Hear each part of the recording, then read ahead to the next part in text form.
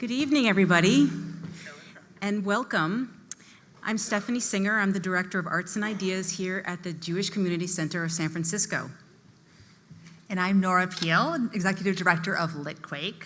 On behalf of us both, we are delighted to welcome you to this evening's program with Kara Swisher and Laura M. Holson. We're so happy to see such a fantastic turnout for this timely conversation.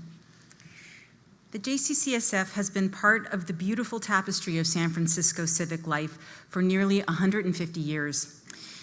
Urban and inclusive, we create spaces where people of all ages, backgrounds, and identities can find a place for lifelong learning, friendship, and a sense of belonging through preschools, summer camps, fitness and swim lessons, social programs for older adults, and cultural arts programs like tonight's. Yeah. Thank you. A few words of gratitude before we get started. Our sincere thanks to our exquisite co-presenter and collaborator, Litquake, San Francisco's preeminent literary arts festival. We are so proud to have worked together to bring extraordinary authors and literary programs to our stage now going on 20 years. To our fiercely independent bookstore partner, Green Apple Books. Yeah. And by the way, Kara will be signing copies of Burn Book immediately after the conversation in the atrium, so please join us for that.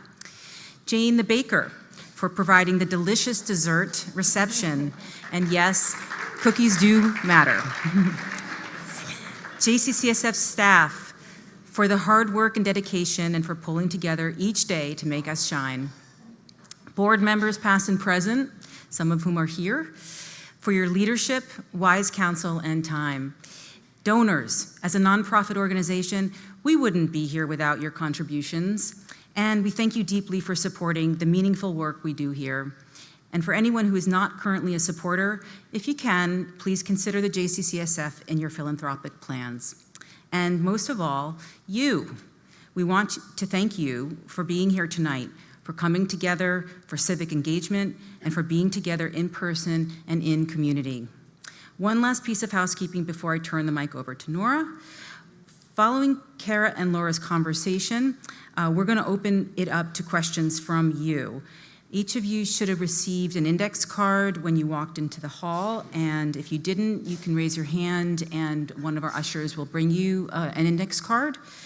Please write your questions down, and after you're done, pass the card to your right, that way. We'll collect the cards about halfway through, and we'll do our best to get to as many questions as time allows. And you won't be graded on your penmanship, but we greatly appreciate legibility, so thank you. Thanks so much, Stephanie. I also have just a very few announcements and thank yous to make. As Stephanie mentioned, Litquake is San Francisco's literary festival, now entering our second quarter century of presenting wide-ranging, accessible, provocative literary events and civic conversations like this one. Our annual festival is coming up October 9th through 25th at locations throughout the Bay Area. And between now and then, our ambitious series of public programs continues through the spring and summer. Since you're here tonight, I'd especially like to call your attention to a series we're presenting in partnership with KALW.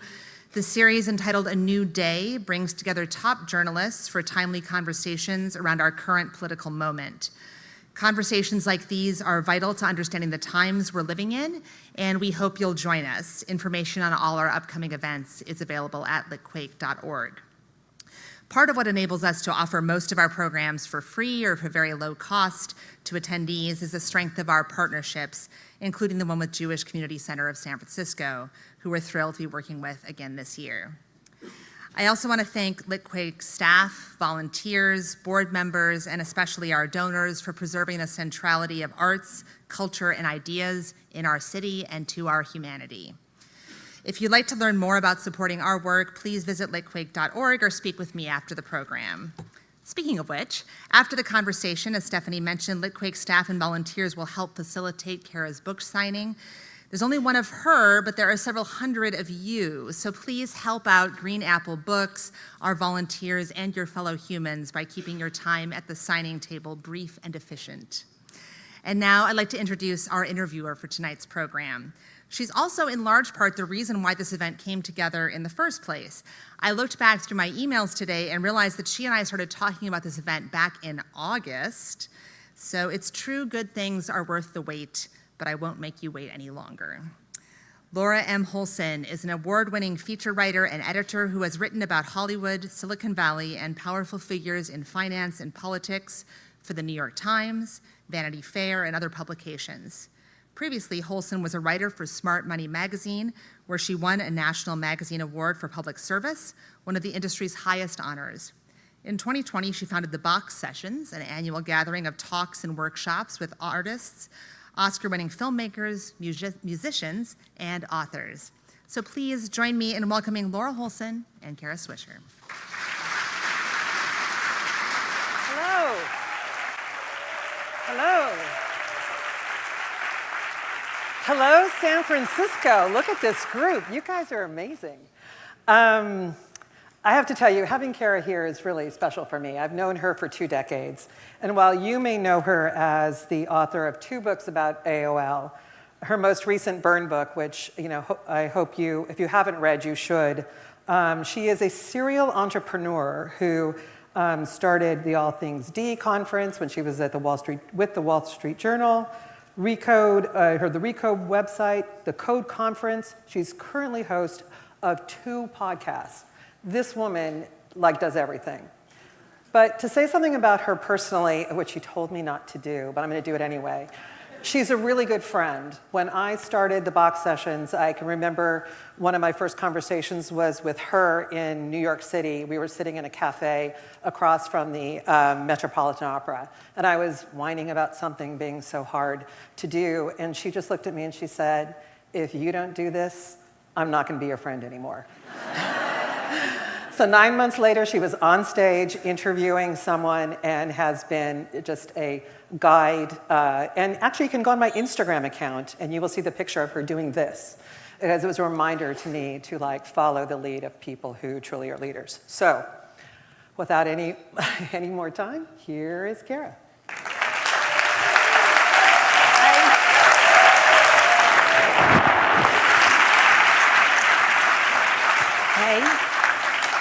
Hi.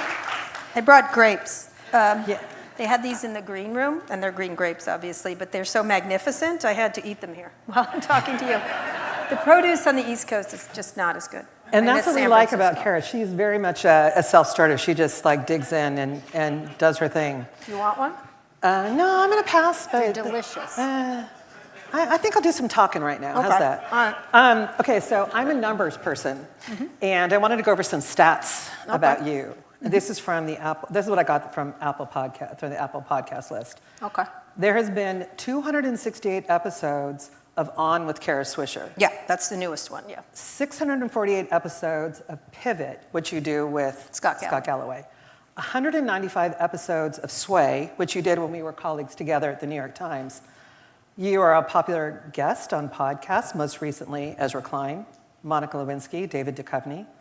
You recently have been traveling. You were in Sydney, Melbourne, Austin, where you did, I think, 3 podcasts? At least, yeah. Yeah, at least. New York, DC. And this isn't even all of it. No, you missed Recode Decode. Yeah, okay. You're right.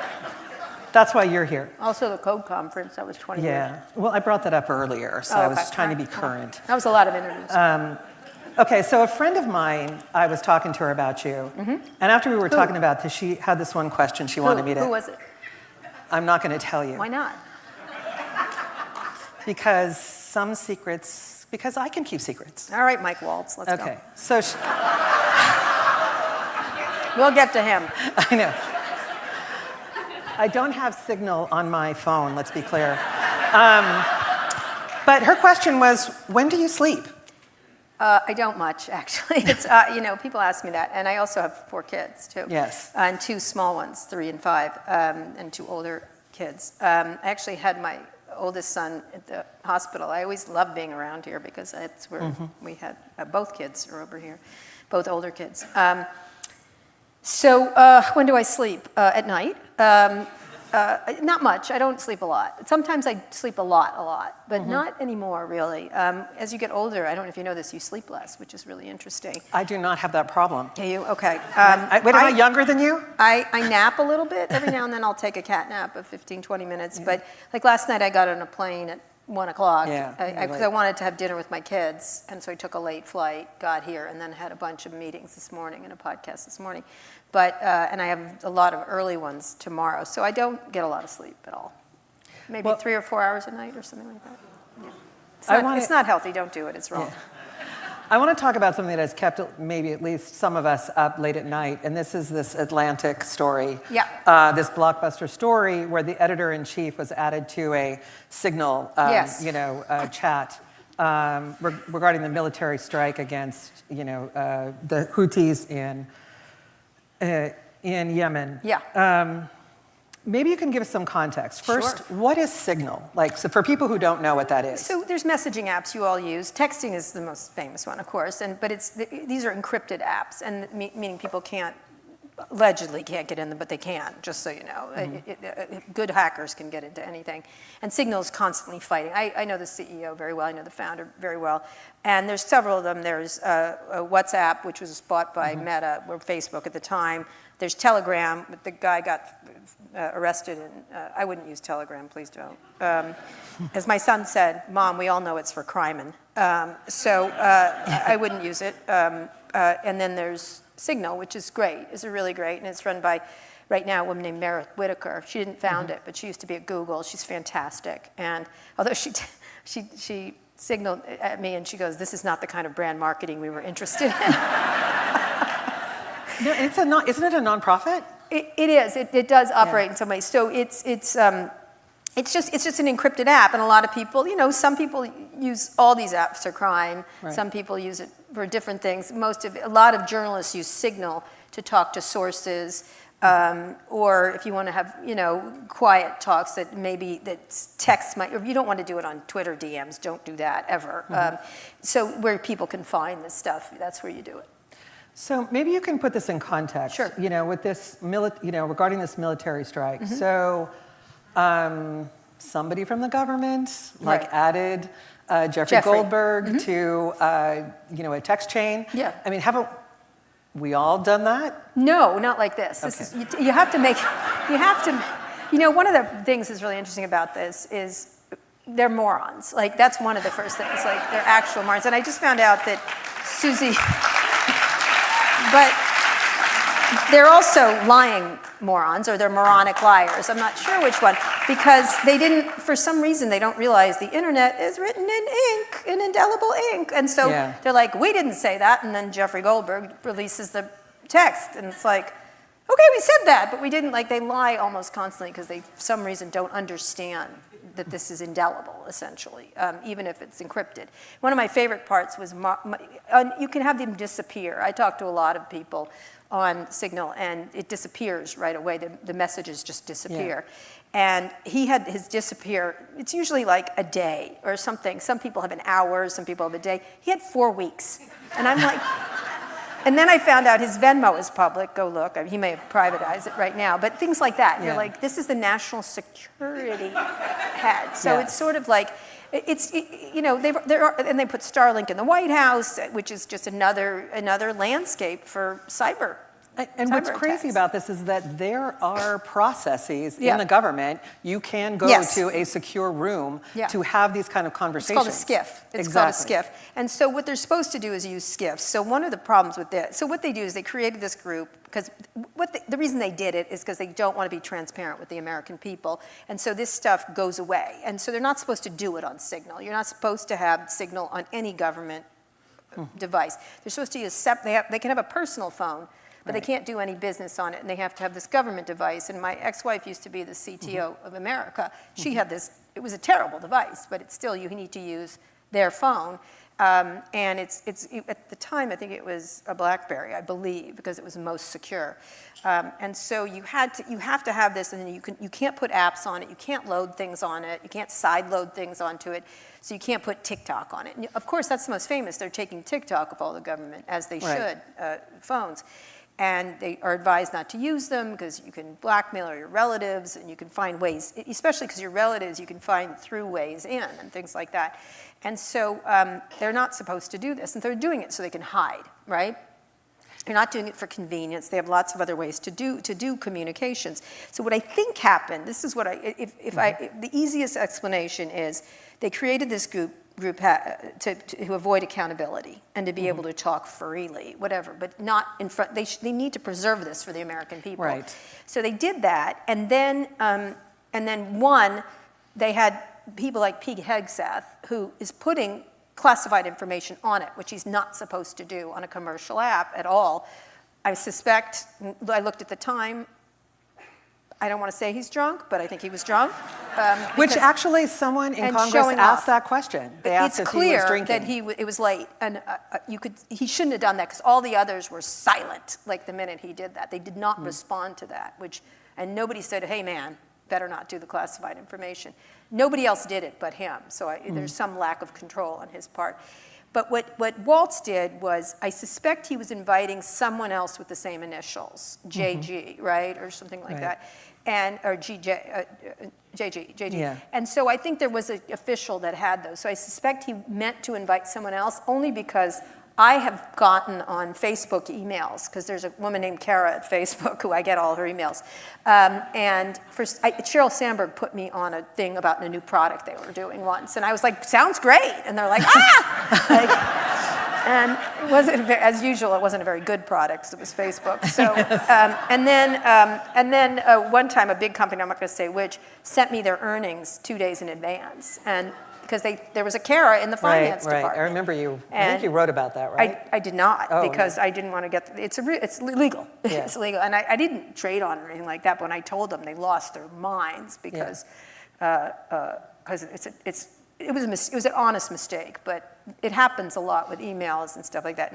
And again, anyone who's 13 or above has had a bad situation in a group chat, right? Exactly. And of course, that's their excuse. Like Jesse Waters is like, well, everyone's had a problem in a group chat. Like, I was like, you're fucking another moron, And so what's interesting is the right-wing machine, including Trump, trying to attack Jeffrey, who then dropped the receipts. Like last night on CNN, they're like, well, he could be making it up. I'm like, tomorrow he'll be releasing the texts, you bunch of fucking liars. So exactly, because they were like questioning his credibility, of course, and saying, it's like attack the messenger. That's their MO. That's one of their little techniques in the information. So it's an ecosystem that goes Trump down, up, down to the podcasts, to the social media, and there's a whole right-wing echo chamber including Fox News, that goes around and around.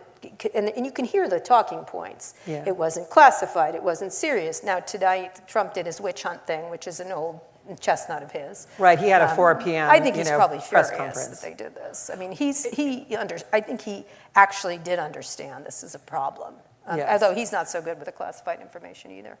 So, what I would like to have happen is, look. This is the worst one of all of them. Trump's was bad. Hillary Clinton's wasn't good. Neither was Obama's. We should have everyone gets out of jail free card, both sides, on this whole thing from now on. And now we say no apps on these government phones. You have to use a government phone. And everyone after this, you're going to jail. Like, give everyone a free pass, because literally the sloppiness in our federal government around communications we are a wide open landscape so I just did a great cyber panel with our friend Nicole. Our landscape is so porous, it's crazy. And so let's just give everyone a get out of jail free card, and then say from now on, shut it down on every level. Well, it's not like they didn't know that there were some issues with Signal. Like on February 18th, the Google Threat Intelligence Group posted a paper kind of warning about phishing on Signal. Right, on Signal with QR codes. And basically don't do those tolls. Don't pay your tolls. Yeah. Like, I don't even do those at restaurants. The U.S. Postal Service is not trying to communicate with you. Just But what was interesting is that, people would see like a QR code, put their phone up to it, and what it would be is it was Russian spies who were hacking in for data. It's easy. it's very easy. And so, and Signal, probably is a better. They can hack everything. Yeah. It's not, look, they hacked Jeff Bezos' phone and got his sex, so. It's Right, but it's not like they don't know that. I mean, that to me, just seems like it's like they know that it's Well, I think not some secure. of them know. I think some of them certainly know. I think they were avoiding accountability is what their actual first thing. And the second part, what I brought up on CNN last night was, one, what phones were they on? What networks were they on? Right. Where were they? I mean, I think Cruella de Text, Tulsi Gabbard, was in Russia. Like, Yes. You know what I call this whole thing? I mean, it's a meme right now, but it's Whiskey Leaks. It kind of like, do you remember that? This is the only good part. And then one today, I have to tell you. Yeah. So I'm not going to give away Severance, but at the opening scene, the picture of Mark as he enters the thing of him sitting there, and I actually sent it to Ben Stiller because it's so funny. But there was I'm going to just read it because it was so funny. But they had a picture of it, and it says, here we go. And I wrote him a note. It said, when timelines collide. Jeffrey Goldberg, moments before releasing the full Signal group chat thread. And it's a picture of Mark, finishing the thing. Watch Severance. Yeah, finishing, yeah. It's really funny. Well, it's funny. I was thinking of Succession when there was that one scene where there are a couple of executives together, and they came up with that catchphrase for the business, which was "We hear you," and then the corporation was like, "No, we're really listening. Yes, we can't say we hear you because we're already doing that," and it became this drama. Besides Jeff, and I think he's been very strong in this, one of the heroes in this is Lorraine Powell Jobs, who owns The Atlantic, who is, listen, I can attack billionaire media owners all day long. Jeff Bezos sucks right now. He wasn't, but now he sucks.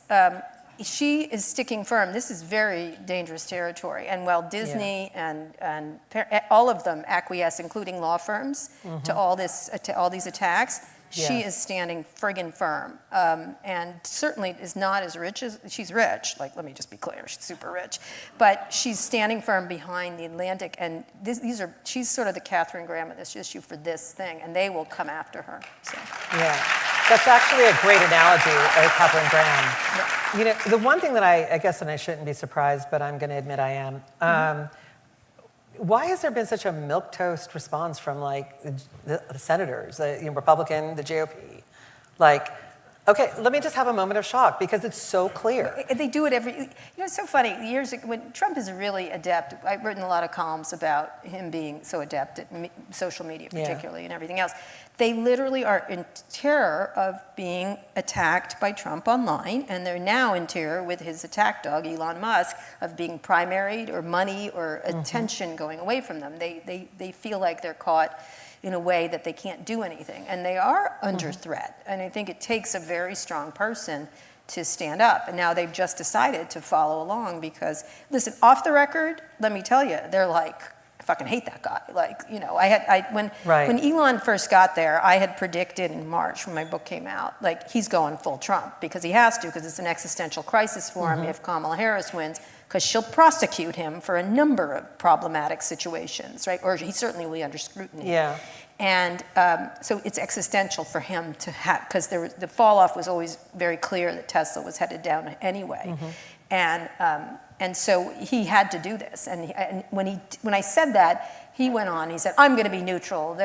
She's wrong. And I was like, no fucking way. You're going right to Trumpville. Do not pass go. And I think he was critical to getting Trump elected. And so he's in Wisconsin right now trying to affect the judge's election. He lost one in Pennsylvania very badly in an area.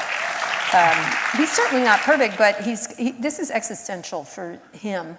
Because I think what this has shown is just because you're good at rockets, and by the way, other people do that, not Elon, although he's a very good business person, no question, an entrepreneurial, strong entrepreneur, you're not good at other things. And I think this is showing the lie of Silicon Valley, which is just because you were lucky enough to get in PayPal as the fifth Beatle. That's David. I call David Sachs the fifth Beatle. Doesn't mean you know anything about anything else. So I want to get back to that because I think that's a really interesting point about business and policy and how there's a confusion or whatever it is in Washington right now. But I want to go to your book. I want to talk a little bit something from Burn Book. Okay. And I'm going to take you back to December 10th, 2016. And then, as you wrote, Silicon Valley executives were summoned to Trump Tower to meet with the new president, and your first call was to Elon Musk. It was. And why is that? Because he wasn't crazy then. Apparently he was, though, as it turns out. I really missed the boat. Well, no, he's changed rather dramatically. I think COVID really radicalized him. I think, as has been reported in the Wall Street Journal, he has he's significant use of psychedelics. I think that affected him.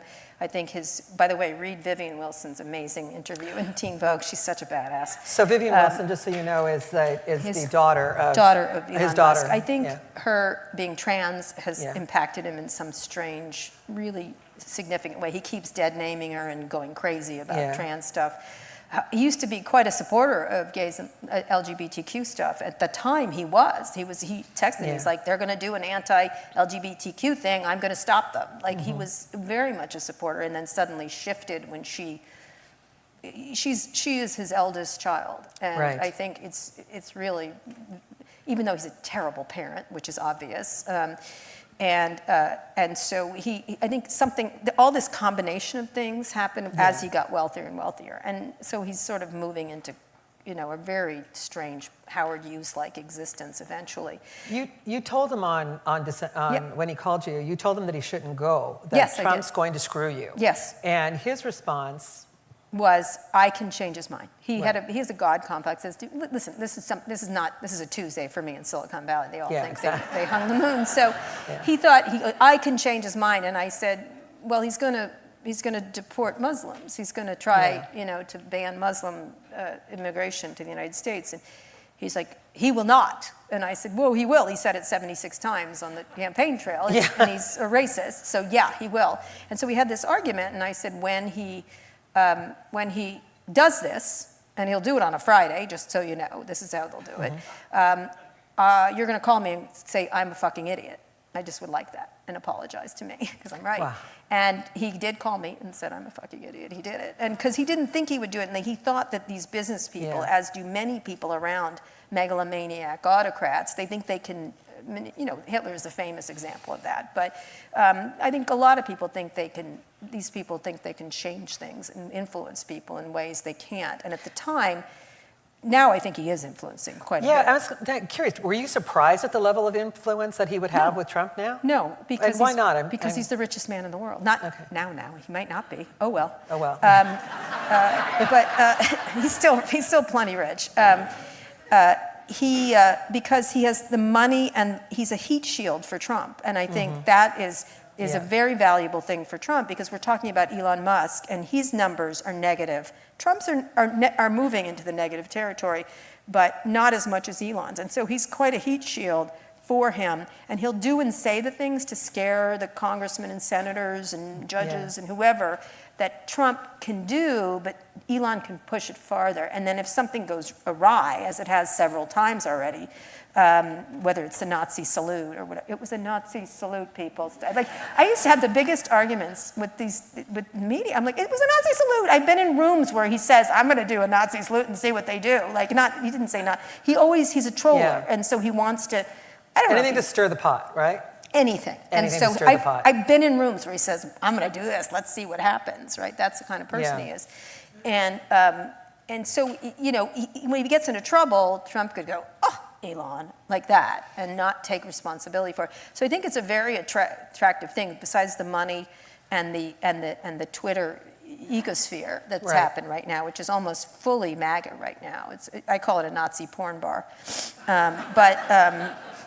If you like that sort of thing, it's not me. Okay, this is my Twitter habit. I don't know what I'm thinking. I can't believe you're still on it. You know what I do is I just repost beautiful photographs thinking... You should get off that platform, seriously. Sorry. I want beautiful pictures. I only keep let me just say, when people say, oh, I don't know, Kara, I was like, I had 1.5 million followers and I got off, so fuck you, like, get off. Like, I had to rebuild it on the other things. Yeah. It is a toxic dangerous propaganda machine Yes, now. it's And definitely- you that's a need to very be fair off of thing. it, and journalists particularly Yeah. need to be off of it. It's an addiction, and it doesn't, for the Yeah. most part, I have a lot of properties I need people to read. It doesn't help you get more people. It doesn't help you market your things. I It think is- you're not understanding why I'm on it. It's because I'm trying to populate it with other people's photos that are it's beautiful. It's like going to like a toxic waste dump and planting a flower. It's not going to happen. Okay, that's my next job. Thank you. That's what I'm going to be doing next week. The flowers, she will not survive. I'm Ex- sorry. You know, gotta. Also, salt one of and the sugar. things I have is like I'm constant attacked by him, Yeah. and my heart is seething with hate. I'm cruel, mean, and whatever. Right. And then his stands pile on. It is Yeah. your mental health is not. No, worth it's it. definitely it's not a healthy place. I like Blue Sky. I do like Threads a little bit, although I can't stand Mark Zuckerberg, anything he makes. But I do think they did an okay job. It's fine. Do you think it's real influence that he has though, or is it just influence of convenience? No, I think it's real. It's another echo chamber, and I think one of the things when he bought it, he really did like it, and he and I talked about it a lot Yeah. before he bought it. Was when he bought it, and then he had the regrets and tried to not buy it for a second and a half, and they forced him into it. Mark Cuban said to me very clearly. He said, "Kara, he's not buying it because he likes it, and he does like it, and he was addicted to it, and he likes being on it, and he's an attention sponge, and he wasn't hugged enough as a child, et cetera, et cetera. It has a lot to do with it. But one of the things he did by buying it, when he goes, he's not buying it for this country, although it turns out he was also. He's buying it because when he goes to India or other countries, when he goes in as the Tesla head or the SpaceX head, he's just like the GM head or the Lockheed head. When he goes in as the owner of Twitter, there's enormous power of Twitter around the world. And so he can influence other autocrats, et cetera, et cetera. And I thought Mark nailed that cold, absolute cold. Yeah, which is an interesting point about Musk and his. I'm curious about his personal end game because we've seen him meddling in foreign affairs, whether it's in Ireland or in German elections. He clearly has a lot of contracts with the U.S. government. That's true. He, has inserted himself into the culture war, and we talked a little. That's a feint. Well, I was saying in terms of with Vivian, in kind of saying what he said about her. She was killed by the woke virus mind. Yeah, it's part of his. It's down the rabbit hole thinking. I don't think that's what's motivating him. Look at the contracts. Right. I'm sorry, just look at the money. As follow rich as the he money. is, he wants to be richer. As much as he wants to do, he wants to dominate space. He doesn't want to just compete in space, which was originally he did. He called me when he got that first contract away from Lockheed. He was so happy, and I agree. There should be competition. Lockheed or Boeing shouldn't dominate it. But I think he wants to dominate now that he's got a front row seat with Starlink. But that's going to be problematic because a lot of governments are now saying we don't want Starlink because we don't trust this son of a bitch. And so that's interesting. One of the things that I think that motivates him is just pure power. I think it's not that complicated. And another one is if you notice the parts of government he attacked, did he go where the money is? Where Department of Defense would be the first place one might go. He went to places that were investigating him. That's where he's cutting. Places that are investigating. If you look at all his cuts, each and every one had an investigation, whether it was over Tesla, over issues around all his companies, whether it's Neuralink, whatever it happens to be. And so that to me, it's kind of like people always try to these complex. Who is he? He's an asshole, and he wants more money. I do think he does. He's challenged personally. I think it's not. I don't believe it will end well for him if he doesn't get some help. Well, that he so sorely needs. You and Scott Galloway, who is your partner on your podcast, I was listening the other day and I thought you made a good point. Both of you did. And that is, if you looked at, this is according to the Wall Street Journal, if you look at the projected savings from Doge for 2025, it was only about 2.6 billion. Maybe, if they're telling the truth. But they lie. They lie. Right. But that was lost jobs, contracts, USAID, all of that. But then, according to the Washington Post, a couple days later, Musk companies have received $38 billion in government support, including $11 billion in subsidies for Tesla. 100%. The reason Tesla exists today is because the Obama administration gave it a much-needed loan, or it would have gone out of business. Yes. And they did pay it back. We should have gotten stock or puts or something in it, but we didn't. The government should have gotten that, so we would have benefited from the meme stock behavior of it. Right. And so he is a, talk about government handouts, this guy should know it. That's why he's so obsessive with them, because he is one of the biggest beneficiaries as an individual in this country right now. And one of the things that just, someone who has benefited from being an immigrant coming to this country, his lack of care for people who are trying to do that themselves is really quite astonishing. And, he lacks empathy. There's all that. I don't really care why he's mad. I just would care for him not to be a character. He's unfettered, he's unelected, he's far too rich, and he has far too much influence. This is just, even if you said that, it's just ridiculous. Yeah, but even if you think of what all the news surrounding, these cuts, it's really almost, and I think Scott said it, it's like a diversion, if you will, from like the $800 billion tax cut that's what they're going for. Is coming. It's all a different DEI and plane crashes, whatever. Yeah. I was on cable, which I don't know why I go on it so much, but they're like, well, DEI and cable care. I go, stop. Like, why are we discussing this? DEI didn't cause that plane crash at all. Yes. And guess what? We've had a lot since then, because the guy who did the real world is now our transportation secretary. We're not going to go into that. But, I mean, it's ridiculous. All of these people are morons. Like, the first group was not as moron. They weren't morons. They were simply not. They were actually very smart people. Right. These are morons from the beginning to the end. Morons and performative clowns like Kristi Noem posing at the prison with a very tight T-shirt. I'm sorry she wore it, and I have to say it. I was like, "What are you doing, Kristi?" I do know what you're doing now. You're rehearsing to someday to be on Dancing with the Stars, obviously. So one of I try to be equal opportunity rude about people's appearances. I think it's all a diversion from a tax cut for the very wealthy, which is why you saw, let's move to the others, because why you saw that panoply of, why did he go inside? Because he wanted to show the richest people in the world, and why did he put them right there? One thing Trump is good at is television. The guy's he's great at television. He's terrific. And let me just say, now that it's on Amazon, watch The Apprentice. You'll see why. I watched every episode when it was on. I thought it was a good show. It was all fake. It was like watching wrestling, but it was interesting. And you get a lot of insight into him when you watch it. Not that you want any, you don't want any more insight into him. We get it. Yeah. Old man, racist, sad. Like, that's pretty much, and charming in some ways too. I mean, not to me, but I can see why people are attracted to him. So he had them all there. So it was Lauren, Bezos, Mark, Sundar Pichai somehow got in the picture.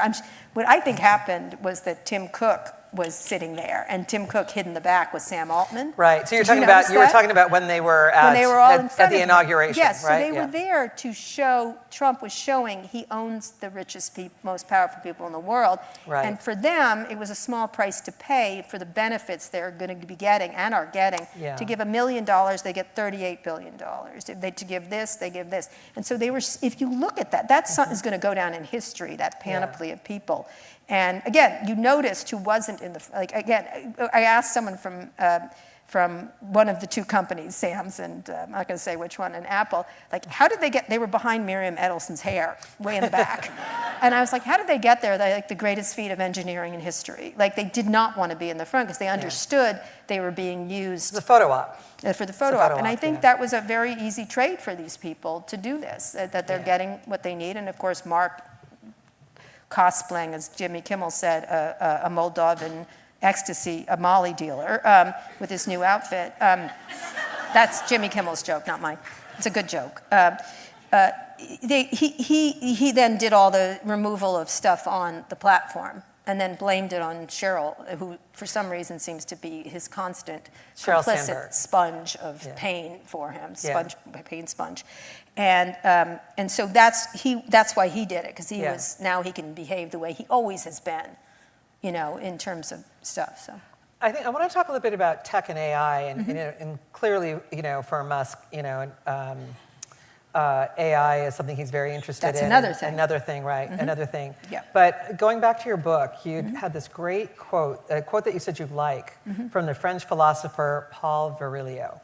And so this is you'll find this in Burn Book. And You wrote this in relation not to technology overall, but I'm curious about what you think in relation to AI. You said, the quote is this, quote, "When you invent the ship, you also invent the shipwreck.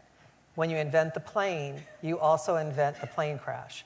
And when you invent electricity, you invent electrocution. Right. Every technology carries its own negativity, which is invented at the same time as technical progress." Absolutely. It's a great quote. He's amazing. You should Yeah. read Paul. In the afterword for the new paperback, I quoted him again. Yeah. Wonderful. It actually ends the book with a quote of his that I talk about surveillance everywhere, eyes everywhere, essentially, and using AI that way. I think one of the things that I think the theme of the book was the idea of technology can be a tool or a weapon, right? Or both. Both. Yeah. They're often both. A knife is a tool and a weapon, right? Right. There, you can see Cut cheese and stab someone. Right, exactly, and eat cheese and then stab someone, whatever.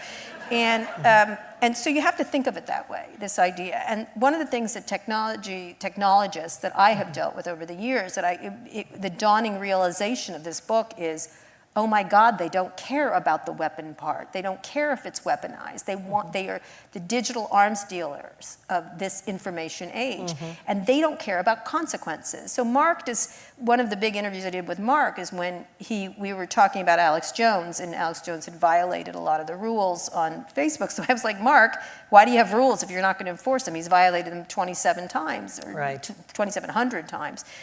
And for some reason, largely because he's not particularly intellectual, he goes, let's shift the talk to anti-Semitism. And I was like, oh no. I happen to be a Holocaust study minor in college. He wanted to talk about Holocaust. Yeah. And he said, Holocaust. But you studied it when you were at Georgetown, at the Foreign right. Service School. So, Right. And he, of course, famously didn't finish school and seemingly doesn't read. And so, or history in any way. He likes, what's his name, Augustus. Again, he mistakes that too. Anyway, I'm not going to argue about him. He's fine. He's done very well for himself. But there's this duality that we... Right. Well, he says things he doesn't know what he's talking about. And so it's Right. really irritating when someone talks about the First Amendment and hasn't read it. Like, it's sort of like, you're kind of irritated. Like, he's like, the First Amendment says, free speech. I'm like, no, it doesn't say that. It's real short, it's first. It doesn't say that. It says government shall make no law. It doesn't say you or anyone else. Yes. So we were arguing about this thing, and he moved to anti-Semitism, and I believe it's because a PR person said, listen, you're Jewish, so say, even I shall let the Holocaust deniers stay on the platform because I believe in free speech. That was what he was attempting to do. Right. And what he ended up saying was Holocaust deniers don't mean to lie. And at that point I was like, I think that's the job description of a Holocaust denier, is to lie, right? It's right up there. And so he kept going, and I didn't stop him in that interview, and he got in a lot of trouble with it. And my point I was trying to make to him was, right now, in the fact that it's not policing it. You can't allow this stuff to happen because downstream, once it is unfettered and washes over us like a toxic river, you can't stop it years from now. And I said, Mark, years from now, we're going to have a rise in anti-Semitism like you've never seen because facts will mix in with this fictional nonsense and bullshit, and no one's going to figure it's going to be loud, as Steve Bannon says, who happens to be quite brilliant on this. So you flood the zone with toxicity. And in this case, it's amplified, and now with AI, let me get to the AI part, AI further amplifies it in ways that I think we don't even understand. We're going from atomic energy to nuclear energy in a lot of ways. I mean, it's interesting to me because when people think of AI, they think of futuristic, but spell check is in its own kind of way. AI's been around forever. Yeah, exactly. But the question is how do you protect it so you are a good speller? You have someone to correct your spelling, but then you're not, forced to look at, fake memes, which are, that influence elections. So where's or that there's no government oversight over any of this. And that's what's happening. That's why they were all on that dais, because right now the next race is for dominance of AI, and Trump can affect it. Who gets what? Who gets the spoils? And one of them is only going to win. There can be only one. Which is why they were on the dais during the inauguration. They're competing and they have to be there. And so Musk, I think, is genuinely interested in getting his hands on all that government data, which has never been united before. It never has. There's a good reason for it, because When people, guess who unites information? The Chinese government, the Russian government. We do not do this in this country. And so one of the things that's critically important to think about when you're thinking about AI going forward, look, it can be a really big, wonderful tool, and I urge you to use it. It is really quite, again, it can be a tool, and it could do things like, I'm going to call your Waymo because you have this appointment with Laura, and then your flight takes off here. It can be, or let me remind you of this person's birthday. It can do all kinds of things. It's sort of like as if Google came alive. That's what it's going to be like. It's going to be agents. That's what it's going to be, or assistants or whatever. That's great, and it could give you better information if it has the right LLMs that they don't egregiously. Explain what large LLM is. language models. Yeah, it's just thank you. data, and so that they're not stealing egregiously. They stole my book already. It's in one of their friggin' ALMs they never paid me for, but that's part of a lawsuit, which is they do egregiously steal, and then you can't stop them at the end. But once, that's a great thing. But what about, and this is an example Elon Musk gave me, what about if you wanted to solve world hunger and you relied on these AI? As it's getting smarter and smarter, it will be able to figure and understand. And I know you all saw the movie War Games, right? Remember that movie? That with Matthew Broderick, Matthew Broderick, and playing the Are game. we dating ourselves? Okay, yeah, no, but it was a great movie. You should watch it. It's a great movie. You should watch it, totally. So there's a scene at the end, which I'll explain in a second, but Musk said this. He goes, look, right now, AI is not going to be, first he thought it was sort of dystopian, Terminator-like, and then he moved on to a much more benign thing, which is it'll treat us like house cats. Like, we like our cats, we'll feed our cats, it's fine, we don't have a problem with our cats. Then it's moving to a phase where we're ants on an anthill and they're building a highway. Like, when we build highways, we don't think of the ants, we're not vicious to the ants. We don't care about we don't even consider them, right? Don't consider the ant. But we're killing the ants when we do it, but we don't know about it. That's what it's becoming. And so you can see, for example, if you asked AI in the future or whatever, let's solve world hunger. Now, listen, it's going to do drug discovery, it's going to do cancer research, it's going to do all these astonishing things, gene folding, all these things. If you said, let's solve world hunger, what do you think it will do without the proper human guidance? It will, reduce kill, the population, it will kill half the population. Yeah. That is the answer. That's how you reduce world hunger. That's how you reduce poverty.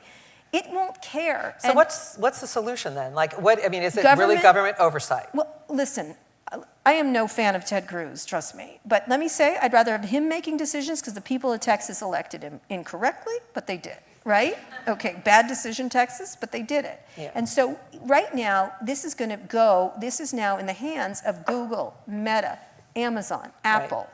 Right. Some of them are better than others, but I don't care. They're too powerful. They're trillion-dollar companies.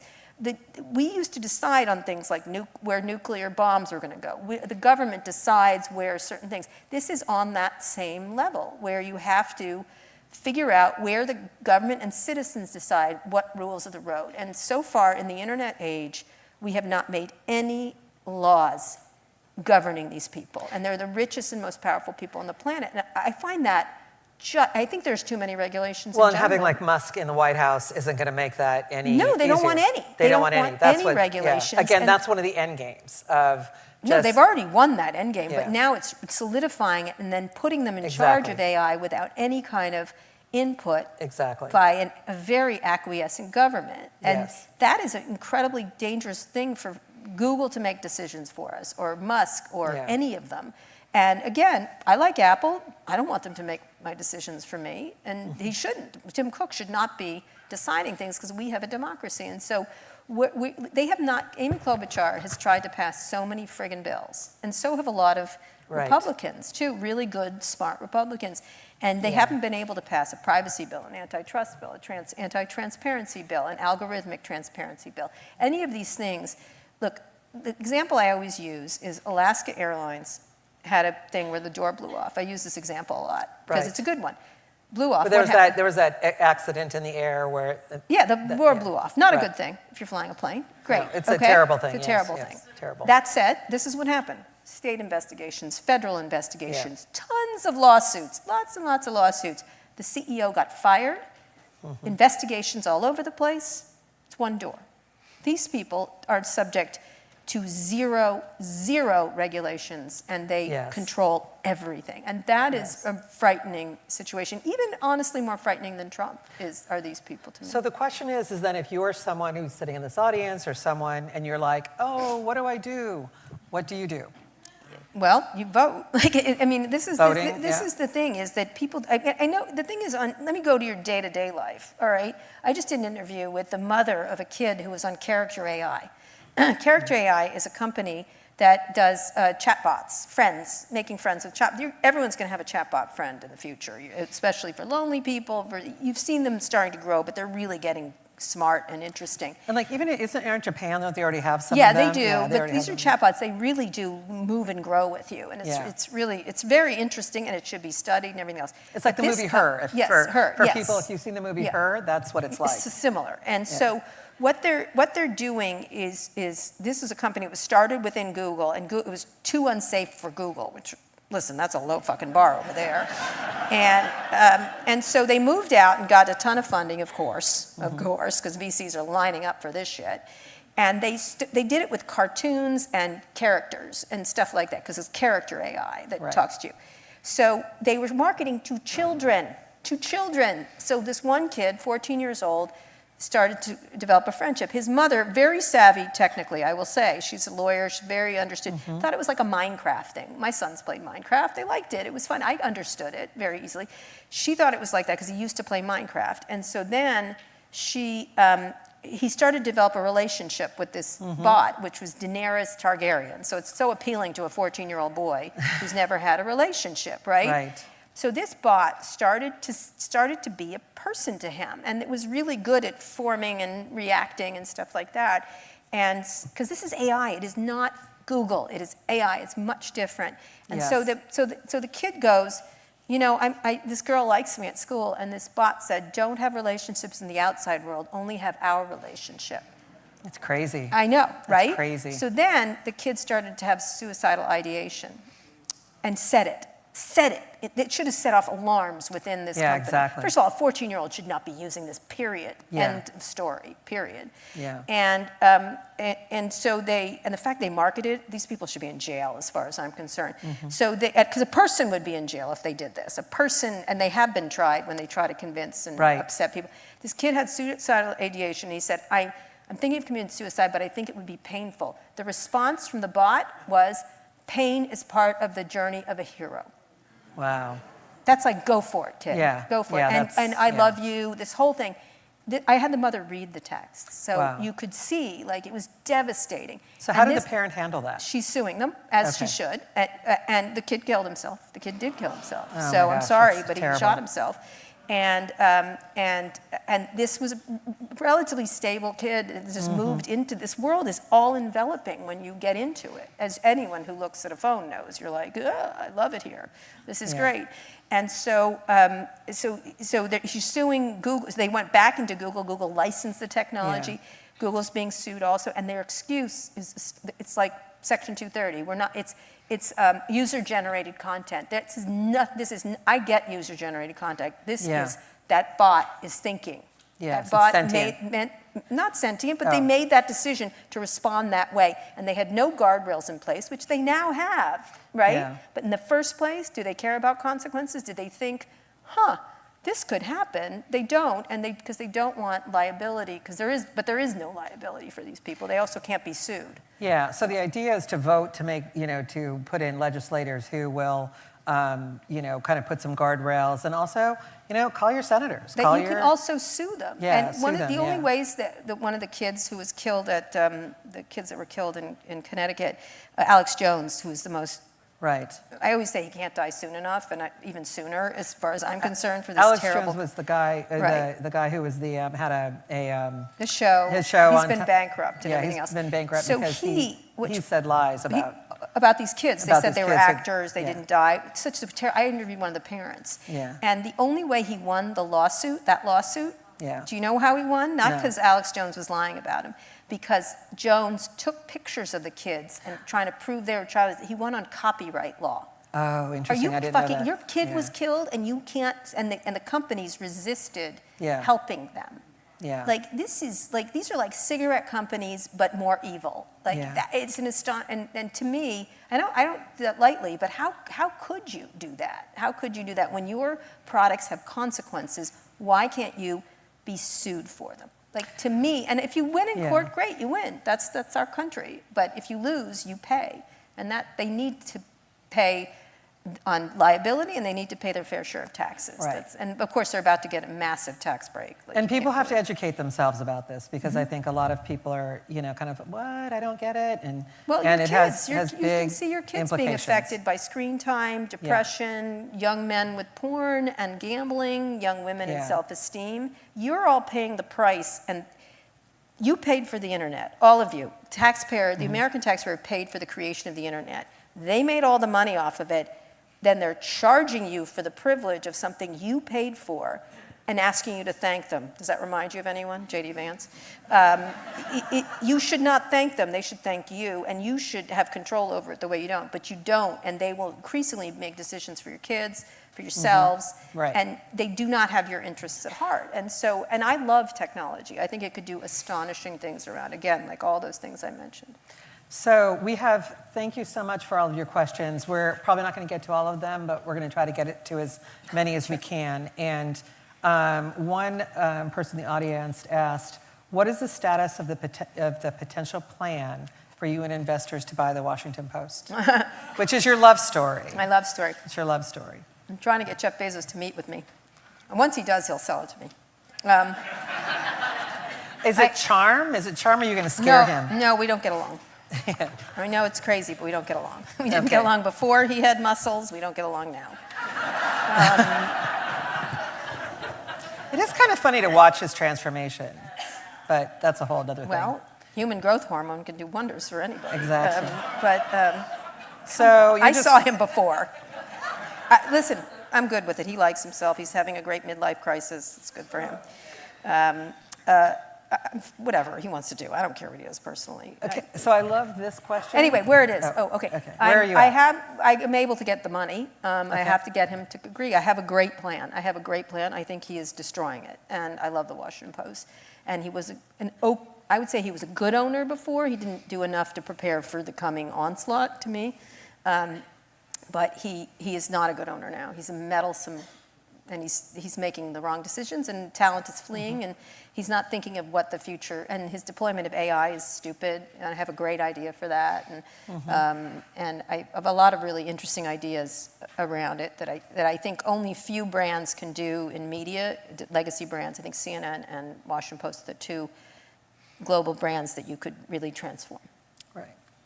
So I really appreciate the person who wrote "Pick Me" at the top of this. Okay. I just assume it's a youngest child because it's a little familiar. Are you a youngest child? I am. I'm the youngest of 8. Oh, whoa.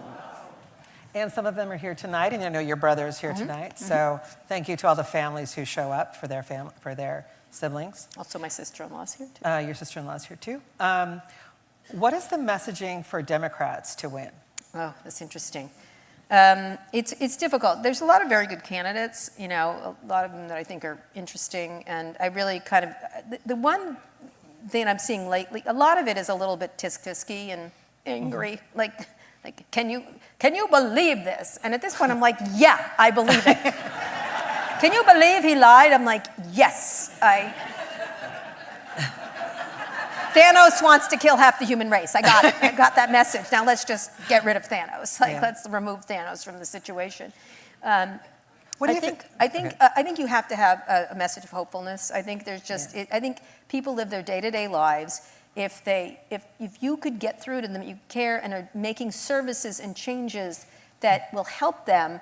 I think for them, I don't think, and I think democracy is under assault. But to call someone Hitler and democracy's under assault and this and that is just, what are you going to do? You wake up like, oh God, what am I going to do? Democracy under assault. I think it makes people feel hopeless. Even if it's true, there's other ways. They care about their kids. They care about good homes. They care about crime. They care about a range of things. And I think you have to sort of meet people and listen to people where they are. And I'm not so much on the woke stuff, as I think that's nonsense in a lot of ways. But there is a way of hearing people that I think seems to, Democrats, when they are in the hopeful zone, and not fake hopeful, but aspirational hopeful, I think one of the things but I think there needs to be also a punch them in the nose attitude too. I think what Bernie Sanders and AOC are doing with these town halls are brilliant, I have to say. I'm glad you brought that up, because I was really curious about that too, and seeing more, like you've just seen more legislators like get on Instagram, like Chris Murphy. Go to places. Yeah, but Chris Murphy's doing a nice job. Yeah, but I think that they're getting out of their comfort zone. That's right. Like, I think one of the things, just go places. Like, if Republicans won't meet with their constituents. Yes. Go there and meet them face to face. There is something positive in analog campaigning that I think is very powerful. You can't just make like they did this cringy TikTok, the Democrats, and I was like, stop. I wrote the person, I go, please stop doing that. And why are you doing this?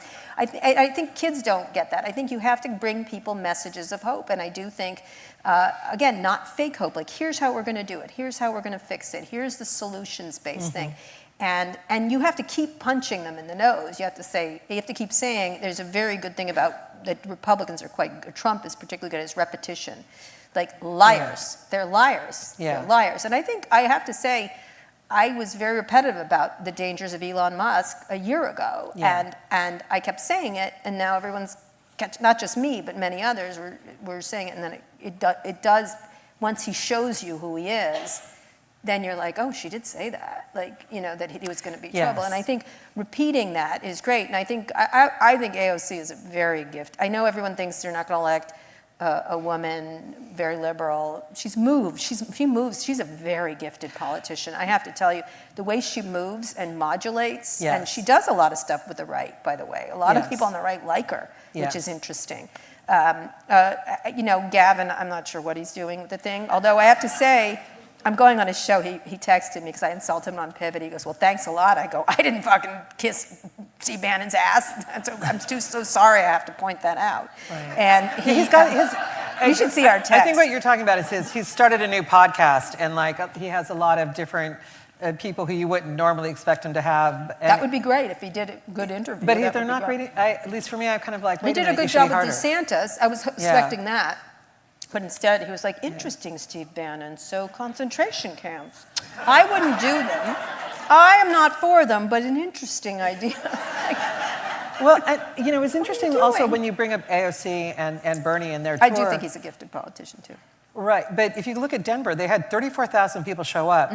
I mean, it's interesting to me in this very in this world where everything's so digital, people do want to meet in person. They do, and they don't like Musk. That's an area of attack, and they get it. They get him. They see him, and because there are so many science fiction, he does feel like Thanos, right? Yes. That's what he feels like. It's like this rich billionaire who has really bad humor. And is weird, and people do not like him, and you can see the numbers now. It's 67% of Americans don't like him. That's a start pressing on that, kind of push that. Someone posited something that he was only going to do this, that Musk was only going to do this job for 4 months, and then he was out. What do you think? No. Okay. No, he needs the sad man needs home. Right. Let me just tell you, this is the moment I had was when. Okay, you're the richest man in the world. Like, just imagine. Well, I don't want to get into that, but he's called him an emotional support toddler. Which that's all I need to know. Yeah. It's child abuse as far as I'm concerned. When he was at Mar-a-Lago on New Year's Eve, like in that badly fitting tuxedo, dancing to YMCA, I thought, this is your choice as the richest. You're the richest man in the world. I was joking. I said I would buy France and give everybody wine. Like, if I was like, what? Like, I could think of 100 more things than being at sad Mar-a-Lago with doing like this, badly dancing. I was like, oh, God, what a sad person you are. Sad, pathetic. Someone has brought up a question about... He's going to have me killed, you know that. Good luck. We got you. Good luck. We got you. I'll call in the brothers and sisters to protect you. Yep, the militia Etheridge. Because they're meaner than me. You know that? I have that, the militia Etheridge. You do? Oh my God, that's hilarious. Okay, so you and Scott Galloway. So you have been doing this podcast, Pivot, and I watched a lot of them. I actually not just listened, but watched them. You were on YouTube now. I was on YouTube. Yeah, you were. And I was watching the most recent one in South by Southwest when Scott walked in and lifted his shirt and was rubbing his belly. And I was horrified, and your face mirrored mine, and I was like, that's oddly interesting, but I just wish I don't have that in my I know. mind. Yeah, it works. Is he like the big bad brother, or is he the... No, I think what's he really like to you? What's your powerful- relationship like? We love each other. We really do. We really Yeah. get along really well. I think one of the problems in this country is we are talking past each other. You what? When we talk past each other when we disagree. And I think Yeah. I do think the left can be too, I don't want to use the word censorious, but judgy in a way. And I'm more liberal, though he's gotten more liberal than me in some ways, interestingly enough. I think one of the things that people want to do is learn how to talk about difficult issues and get through them and learn to disagree. And I know that sounds like a very simplistic thing, but when I laugh at some of his stupidities, like, everyone has a chance to go, oh, it's okay, just to laugh at people, and don't take everything. I don't get easily offended by him. Some people are like, when we first started the show, someone came up to me. He talks about sex He does. a lot. People like it. I'm sorry to tell you, but they do. And I don't mind. He wants to do it. You know, he's a good person. He tells bad sex jokes. He does That's tell what he bad does. sex. That's That's what it famous, is. his penis jokes. But I have to say, on one of my book tours, it's like, Kara, we love the penis jokes. I'm like, okay, well, I don't want to judge them. If they like bad penis jokes, they can like bad penis jokes. Exactly. I don't really, it's not my business. I don't tell them, but okay. But I think not getting offended and trying to come to a place, and it's sort of a normal trope of sitcoms, actually. There's the feckless man and the smart lady who teaches him. And it is, like Tool Time, Archie Bunker, like Moonlighting. Cheers, all of them are about exactly. that. And so I think it's a journey. People love our relationship and our journey together. And I always say we're going to end up in like this terrible breakup that's going to be just so ugly and fantastic. But and we'll be there to watch. yeah, we're going on a journey, and we learn, and he becomes better, I become better. Yeah. And I think that's, people feel, a lot of people come up to me and they say, like, a lot of mothers and sons listen to it together, a lot of couples listen to it together, fathers and daughters always come up to me. I was in Australia, and these two people came up, mother and a son. I was walking on, or South by Southwest actually was where I was. And they had just come from Live Pivot, and they saw me. They're like, oh my God, we just saw you. And I said, yes. And she's, I'm here with my son. We love to listen to it together, and then we debate. Yeah. And I was like, oh, well, I didn't like what Scott said. I'm on Scott's side. I'm on Kara's side, that kind of thing. And I think people, it's a relief not to just have to be in these camps, because, unless you have, someone who's just so intransigent, they're so stubborn, they're going to, it's nice to disagree. It's nice to disagree and still like each other, I think. So. And I also think that disagreeing is I mean, that's just life. Like if you, any relationship, any marriage, any sibling relationship. It is a marriage in a way. It's a work marriage. And so I think, him showing off his stomach, if he needs that desperate need for attention, it's a good stomach. I don't care. Yeah, he talks about his stomach. He does, but it's kind of touching. It is. I mean, his insecurity is touching to a lot of people. Yeah, that's what I was going to say. It is. It's comforting. It's deep insecurity. Okay, so this is a good lead into our next question. And I'll just read it. As a gay man, I've always admired how you navigate conversations and relationships with people who deeply disagree with you, even your own mother. What is your advice for maintaining these relationships with a level head, especially when the stakes feel so high right now? Yeah. But there's a PS. Okay. PS, I hope you know what a gay icon you are. Oh, thank we you. all love you so much. Thank you. Seriously, full gay icon status. Full gay icon. Wow, that's fantastic. Wow. Yeah. Who was I with the other day? Megan Rapinoe and I are like, she goes, I think you're more of a gay icon than me. I go, no, you're the top gay. We had an argument about gay icons. You got the inside track on Musk. I don't. I was like, well, I don't know what to tell you. Well, there's a lot of icons to go That's around. That's what I said. So she's great. We're all iconic in our own She's got a way. great podcast. She's with Sue Bird, her partner. It's really hard because we just moved my mom to D.C. I can't believe. Thanks, Jeff. He's in the audience. She's a very difficult person who's been sort of propagandized by Fox News. Like this is your mother you're my talking mother, about. like Right, for yeah, example, yeah. that's a good example.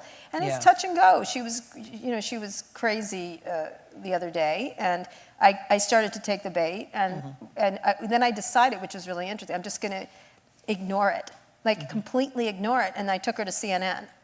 you know, Oh, and where I was on CNN, I Yeah. just took her with me. And, you know, she said something to Wolf Blitzer that was obnoxious, but I just let her. I was like, and Wolf's like, oh, and I'm like, oh, Wolf, just ignore her. And he's like, okay, I will. You know, it was like, Yeah. he's a jolly fella. And so it was fine. I've decided it's really hard not to get triggered by when people do that. And my mom particularly has like fact-free information. Like when you tell her about the signal thing, she's like, but Joe Biden. I'm like, he's like in Delaware doing nothing. Or Hillary Clinton. I'm like, she's a housewife in Chappaqua, doesn't have power, doesn't matter. And but it's not the same. But the problem is she doesn't have the facts. Like Right. literally, I often tell this story. I've done many interviews with Hillary Clinton, who I really enjoy. She's a badass. And she's really coming today. She's very pleased about the situation with Signal. Right, because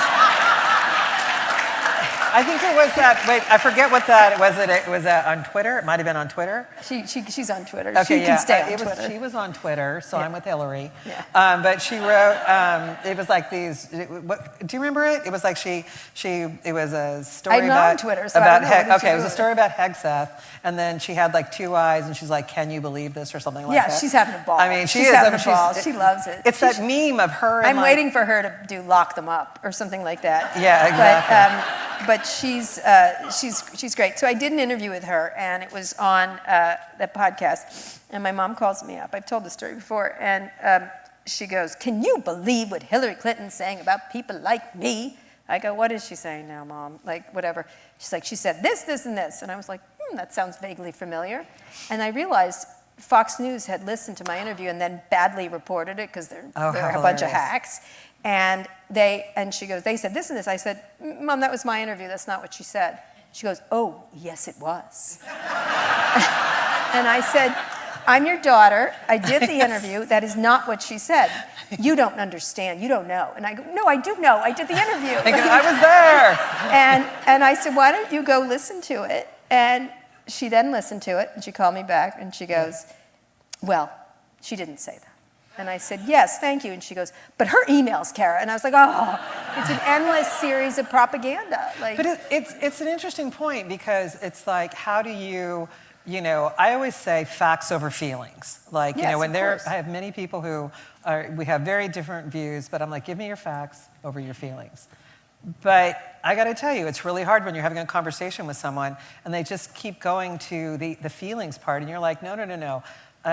You know, I've seen it's not this. feelings. They think feelings are facts. I know, and exactly. Think or it's my opinion. Yeah. Like, it's, Yeah. what I think happened was this. I'm like, actually, what factually happened. And so I often find myself with my mom I'm like, no, Yeah. that's not, like, let's switch you over to a real news organization, you know, but now she, of course, the repetitiveness, I mean, I have to say, if I have to think of the things that have really hurt this country, if I had to pick 3 things, it would be gerrymandering, Rupert Interesting. Murdoch, and social media.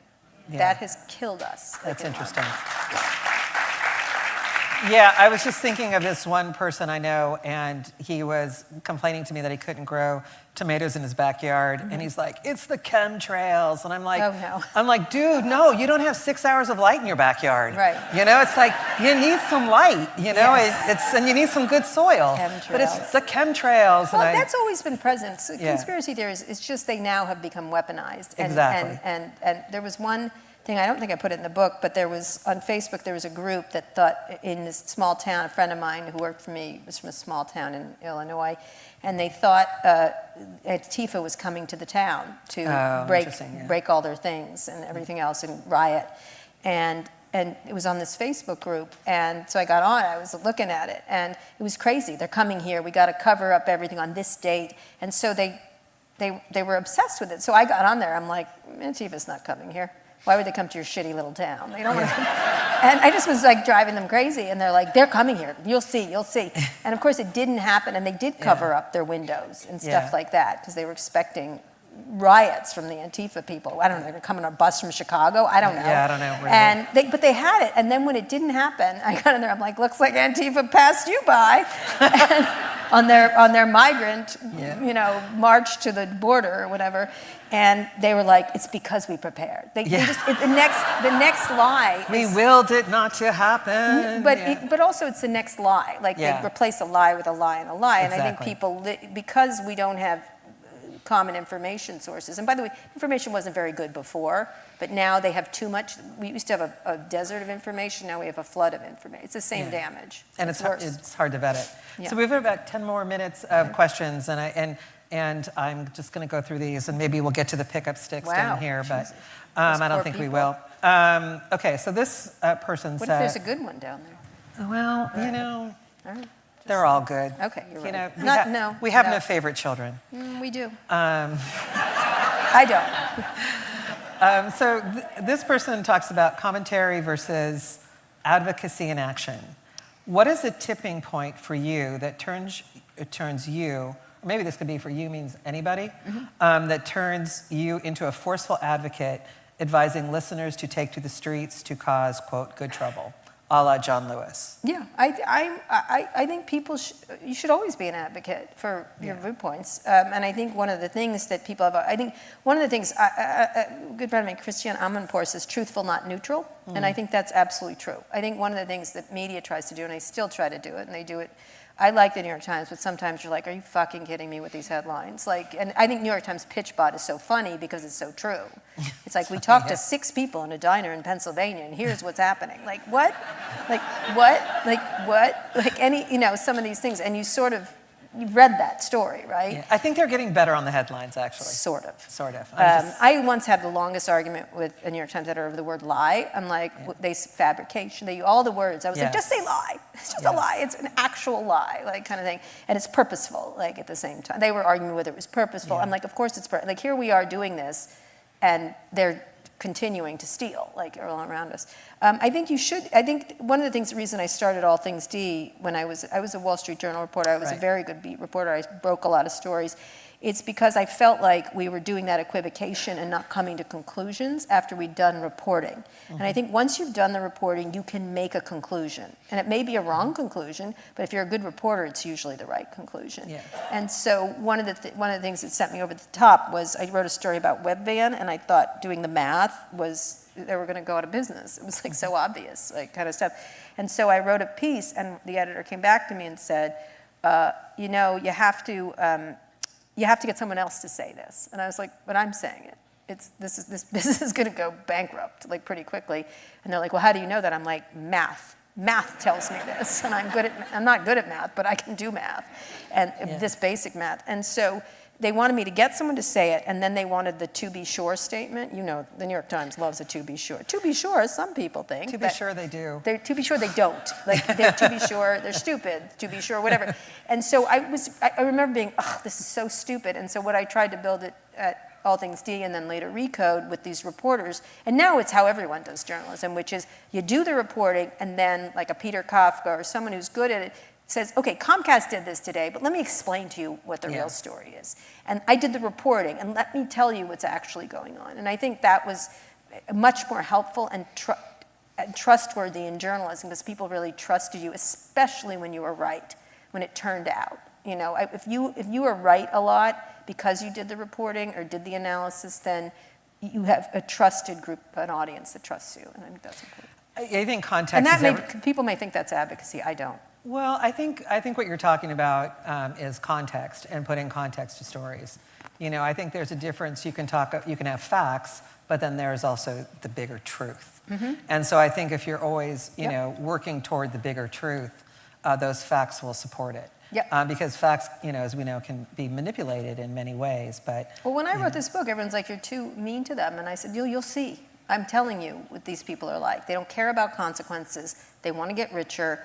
They will do anything to grow. They're growth monsters, and so they will ride over everybody." And people thought I was. Now I don't feel like I'm not tough enough. I do. So 23andMe, as you know, has announced their bankruptcy, and we have a question from someone. I think it's a really interesting question. What do you think will happen to the, quote, deleted data from 23andMe. And if you all, I don't know, do most people know what 23andMe is? We actually debuted it at one of our conferences. They swabbed me and Rupert Murdoch, and thank God we weren't related. I went like this. He goes, really? And I'm like, really? Feel good about That's that. funny. Yeah.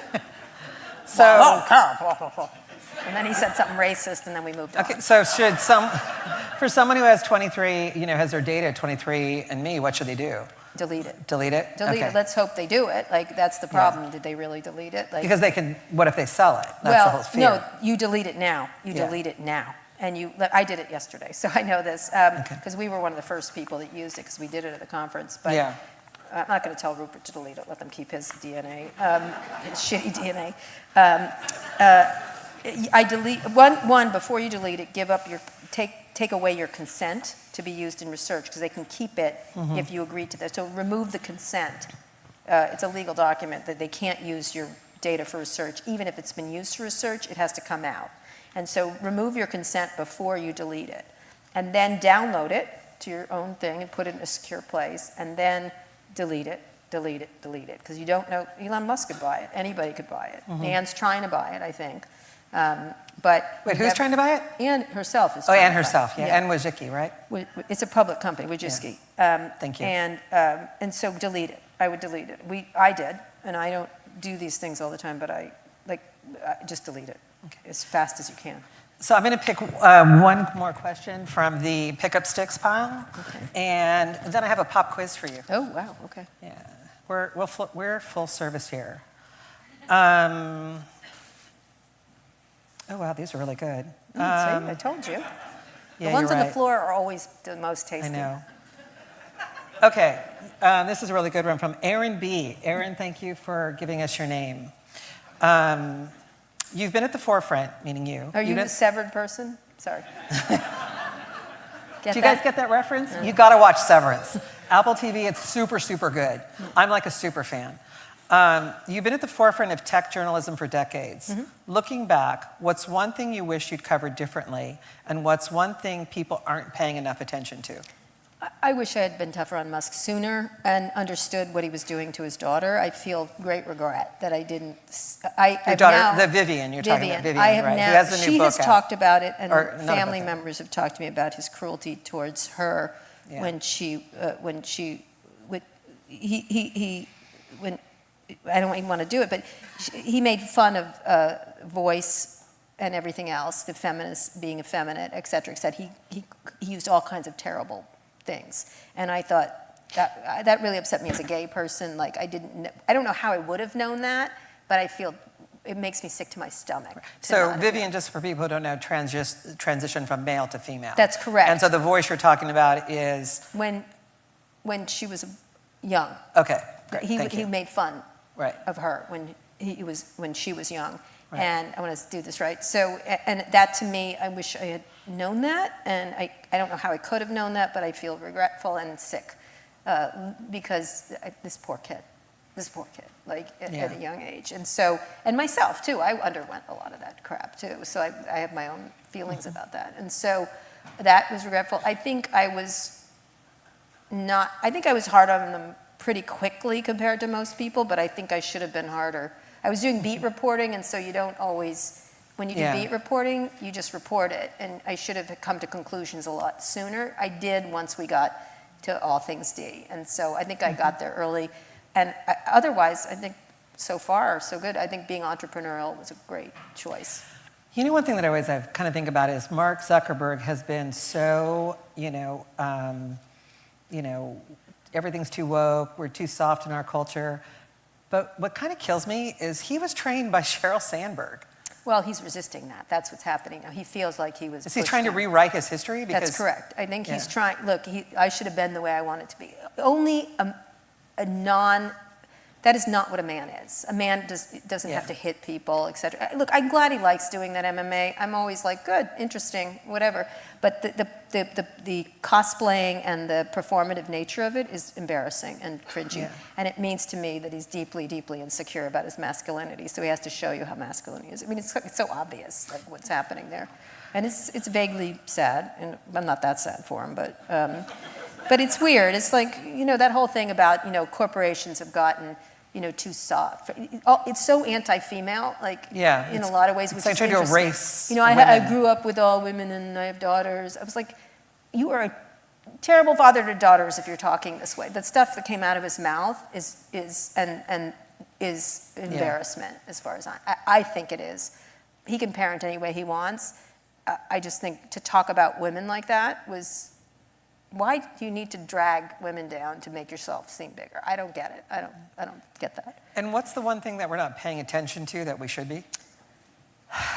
I think one of the things that I think a lot about is who has the power in the AI game. Like I think we get distracted every day of the week and twice on Sundays by this administration about what's actually going on. I think what Scott and I were talking about is don't be distracted by the latest lie they tell or the shock and horror. Can you believe it? I think what's the end game here, which is power in the hands of fewer and fewer people to do what they want and to create democratic institutions that are hollowed out. And so they want to push back all the advances that people have made. And so one of the things I always say, they've managed to really stain diversity, equity, and inclusion, but the opposite of diversity, equity, and inclusion is homogeneity, inequality, and exclusion. Think about that. Like, that's the life we want. That's the world we want. And so I think it leaves a lot of talent. There's all this talent everywhere. The only conclusion you can make, and I have 3 white sons, is that white men are the only smart people in the world. That is their worldview. And that's just ridiculous. There's so many contributions. And so what are we missing to build a better society? And that was the theme in the book. Are we a Star Wars world where everybody's a villain in the end, right? Or nobody wins? Or are we a Star Trek world? And Steve Jobs and I talked about that a lot. I think we should be a Star Trek world, where we do have faults and characteristics and make mistakes and everything else, but we are aiming towards differences and the strength of differences over quashing people. And I think you can go either way with this society right now, because quashing is easy. Breaking is easy. Moving fast and breaking things is easier than moving fast and improving things. So. Okay, I think that was so beautifully said. Very, very well said. But it took me 30 minutes to do my pop quiz, so we're going to do this. All right, okay, so, no problem. Okay, you have one job that you can do. Owner of the Washington Post or San Francisco mayor? I like all the mayors recently. I'm actually having lunch with London tomorrow. London Breed. Yeah, she's great. She's great. And Who I was the former like Daniel mayor? too. I like Daniel too. So I like them both. I interviewed all the mayoral candidates for the local station here, which was fun. So which one would you do if you had one of those Owner of the jobs? Washington Post. Okay, if you had to keep only one device, knowing how much you text, would you keep your iPhone or your microphone, recording microphone? Oh, microphone. Oh, okay. Although the iPhone has a microphone. That's what I was thinking. Thank you. My iPhone. That was your out question. All right, so. What work of what artist do you think will have most staying power? Taylor Swift or Beyonce? Oh, don't make me do that. I'm not doing it. I'm not picking between the ladies. They're so fantastic in their own particular way. I refuse. Because that was your second. That was your second. I refuse. Best Taylor work? Swift or Kid Rock? Taylor Swift. Okay. My interview I've always wanted to do was with her and Dolly Parton together to talk about business. Oh, that would be great. Business. Yeah. They're really amazing entrepreneurs. And I only want to talk, they're doing all kinds of things from a copyright point of view, AI. Exactly. Dolly Parton's working on AI stuff. I mean, just. Oh, I didn't know she that. What owns is she so doing? much stuff. She owns so Yeah. much IP. She's doing all the STEM stuff. And I would literally sit down and go, listen, no boyfriend talk. I don't care about your sweet Tennessee home. I think it's great, but I don't want to talk about that. And I'm glad you have it, and it's adorable. I don't want to talk about your hair. I don't want to talk about your guitar. We're going to sit down and talk about business. Well, you were very at the forefront of doing that with celebrities. Remember when you had Kim Kardashian? I did. On the stage, and people were like, "What, Kim Kardashian?" But Yeah. you definitely made it all about the business, and that was Well, she's Yeah. you may not like her products, but she Yeah. was very much on the forefront of early social media stuff, product placement, stuff like that. And so I was Right. super interested in the mixing of celebrity and social media and celebrity and technology. And listen, again, you may not like her, but and right now with the Cybertruck thing, I was like, no, Kim, please, what are you doing? Right, missing the mood right now. But I think when I called her to do the interview, because I had done jobs and Gates and stuff like that, I somehow got her she called me, I was at the Whole Foods of all places, excuse me. And, hi, it's Kim, she has that voice. And I was like, oh my God, it's Kim Kardashian. And she goes, you really want to have me on? And I said, yeah, I think it's really interesting. And I said the same things. I think it's really interesting what you're doing around your app game, and some of your social media stuff is interesting. Some I don't like, some of it I like, but it's an interesting discussion, especially around mobile. And she goes, most people think I'm a stupid whore.